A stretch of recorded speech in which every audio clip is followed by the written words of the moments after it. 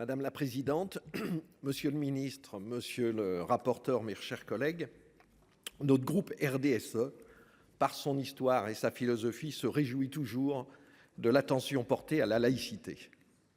Nous l'avons trop souvent négligée et il nous faut bien le reconnaître. André Comte-Sponville définit la laïcité comme une volonté, celle de vivre ensemble, pacifiquement et librement, quelle que soit la religion ou l'irreligion des uns et des autres. La proposition de loi de notre collègue Michel Savin vise à assurer le respect du principe de laïcité dans le sport.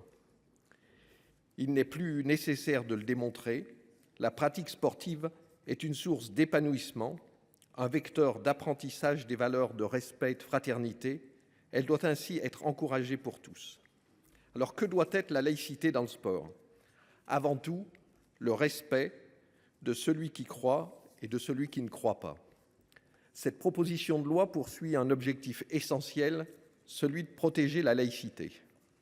Néanmoins, dans sa rédaction actuelle, elle risque de restreindre indûment certaines libertés individuelles. Rappelons-le, la laïcité, c'est la garantie de la liberté de conscience, l'égalité devant la loi des croyants et non-croyants et la neutralité de l'État vis-à-vis des cultes. Le mot d'ordre doit être celui de l'équilibre afin de préserver chacun de ces principes. L'article 1er propose de généraliser l'interdiction, déjà prévue par certaines fédérations, du port de signes religieux ostensibles durant les compétitions. Je crois qu'il faut faire confiance aux fédérations sportives et leur laisser le soin de prendre une telle mesure si elles l'estiment nécessaire.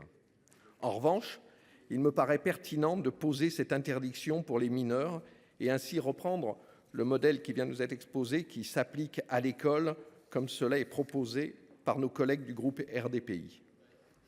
L'article 2, lui, vise à interdire les prières collectives dans les locaux mis à disposition par les collectivités territoriales en vue d'une pratique sportive. Or, le maire, conformément à ses pouvoirs de police, peut déjà autoriser ou interdire un rassemblement religieux dans un lieu public si ce rassemblement contrevient à la tranquillité, la salubrité, la sécurité ou le bon ordre public. Il n'apparaît donc pas nécessaire d'adopter cette disposition. C'est pourquoi, avec mes collègues du groupe RDSE, nous avons déposé un amendement visant à supprimer cet article. L'article 3 vise à imposer le respect des principes de neutralité et de laïcité dans les piscines et les espaces de baignade artificiels publics, notamment par l'interdiction du port de tout signe ou tenue manifestant ostensiblement une appartenance politique ou religieuse.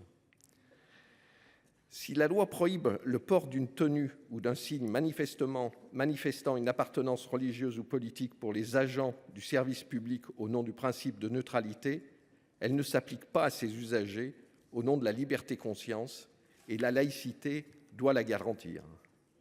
Avec mes collègues du RDSE, nous avons également proposé un amendement proposant de supprimer cette disposition.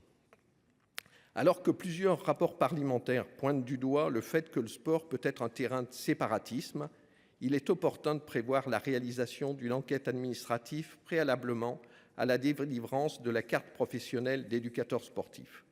Ces éducateurs contribuent eux aussi à former les esprits des jeunes, comme le font les enseignants, et ce contrôle paraît donc légitime.